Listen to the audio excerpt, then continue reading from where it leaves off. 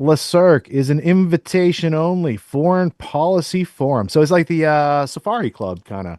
Initially, its focus was opposing communism. That's always a good excuse. And in the 1970s and 80s, supporting apartheid.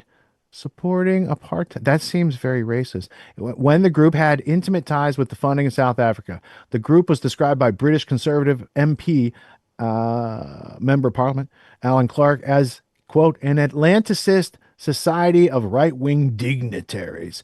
As an elite conference, it is comparable to the Bilderberg meeting, but is considered more secret and has no public and little media no public data. So that's interesting. Let's see. Oh, Konrad Adenauer. That's interesting. So let me just so Yeah. we got Opus Dei, Knights of Malta. So let's just do so if we were learning about this for the first time, as many people in the audience, including myself. Brian Crozier down there is the one I wrote my Substack on. He there's like nothing of him on the internet, and yet the guy holds Guinness Book of World Records for interviewing more heads of state than anybody on earth. Oh, dude, you know what And you're this on dude, to? this what?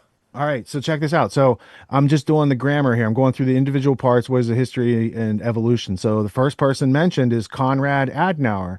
And I said, I have that guy in my history blueprint, which is right here. And I thought, what is he into? So Konrad Adenauer worked for Count Lutz Graf Schwein von Krogsick at the University of Freiburg, but he also worked with Dusan Popov and John Cecil Masterman. John Cecil Masterman's the head, he's the director of MI6 during World War II that was running the Pearl Harbor plan and didn't tell America. He's running the spy, specifically Dusan Popov, and that all ties into MI6 history and a whole bunch of the double cross system where they Mm-hmm. started taking over America's intelligence. And then you said Kissinger's involved. Well, this group takes Kissinger from camps Ashcan and Dustbin, American protection of Nazis, and that's where they start bringing in like all the special forces training that we have today comes from this group of people, which were like the British taking control after World War II with Operation Gladio.